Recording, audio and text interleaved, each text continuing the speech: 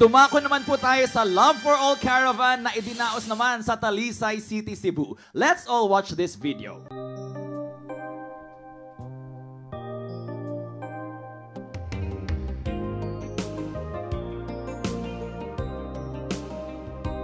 Kung hindi tayo, sino pang nga ba? Bayang Pilipinas, pagkaganda, magmamahal at kakalinga. Kailangan may mangunguna katulad mo,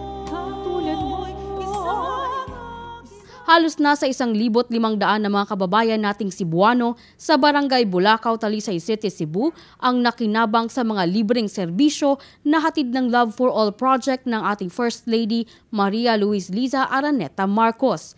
Bago isagawa sa Barangay Bulacau ay nauna ng binisita ng Love for All Caravan ang iba pang mga barangay sa Talisay City na halos 3,000 Cebuanos ang naserbisyuhan.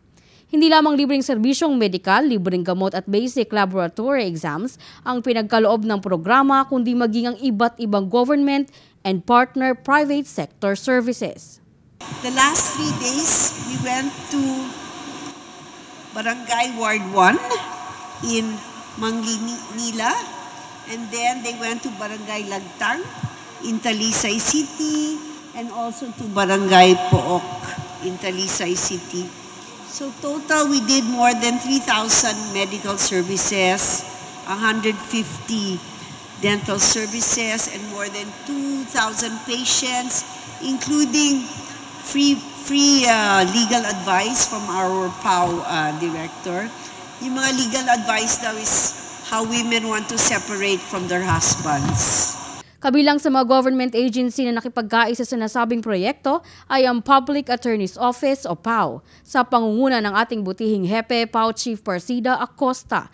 Dito ay pinatunayan ng ahensya na matibay silang katuwang ng pamahalaan sa pagtataguyod ng mga proyekto na makatutulong na mapagaan at mapaunlad ang pamumuhay ng sambayan ng Pilipino.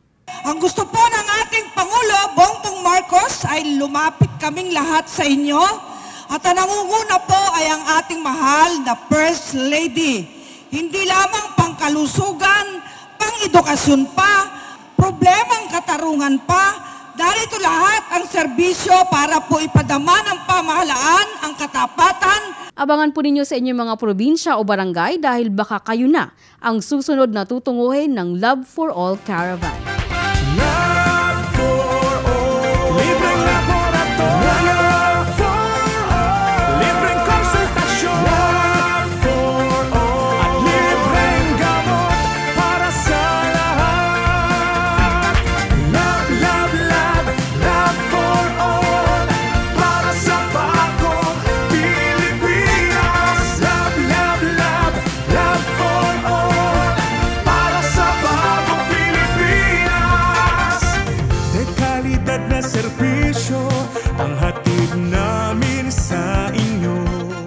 Para sa #PalaNews, ako si Geraldine Ranyes, kaisa ni PAO Chief Persida Acosta, Katarungan laban sa kahirapan.